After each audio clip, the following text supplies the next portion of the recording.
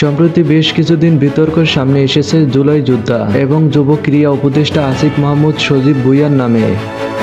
মূলত বারবার রোশনালের শিকার হয়ে খবরের শিরোনামে এসেছে এই উপদেষ্টার নাম। পরিকল্পিতভাবে একজন জুলাই যোদ্ধাকে বিতর্কিত করার চেষ্টা করছে, এমনকি সেনাবাহিনীর টার্গেটে আছেন আসিফ।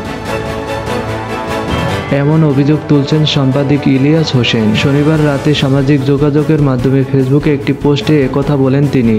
সেখানে লেখেন, আর্মির টার্গেট আসিফ মাহমুদ। দেশের প্রতিটি মন্ত্রণালয়ে সমানভাবে প্রজেক্ট, টেন্ডার ও দুর্নীতি হয়, কিন্তু আশ্চর্যজনকভাবে শব্দ চাপানো হয় সচিব ভুঁইয়া মন্ত্রণালয়ের উপর। বাংলাদেশে একমাত্র আসিফ মাহমুদের মন্ত্রণালয়ে প্রজেক্ট পাস হয়, টেন্ডার হয় এবং দুর্নীতিও হয়। বাদবাকি সব মন্ত্রণালয়ে আল্লাহর নিজের প্রজেক্ট বাস্তবায়ন করেন। কোথাও কোনো টেন্ডার হয় না, দুর্নীতিও হয় না। ইলিয়াস হোসেন জানান, আসিফ মাহমুদ সম্প্রতি স্পষ্টভাবে ঘোষণা দিয়েছেন 2026 সালের শিক্ষাবর্ষে পাঠ্যপুস্তকে শেখ হাসিনাকে গণহত্যাকারী হিসাবে অন্তর্ভুক্ত করা হবে।